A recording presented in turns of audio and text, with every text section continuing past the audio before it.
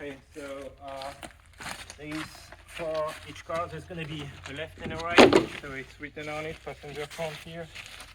Just take that slightly under the car. The black line is to align the center of the tire.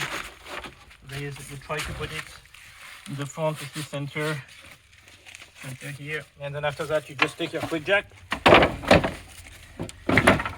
slide it over, put it at the edge of the red line here, and it's aligned. You just have to go up. It's exactly where it should be under the car. So when the car is ready to go out, you can just pull this.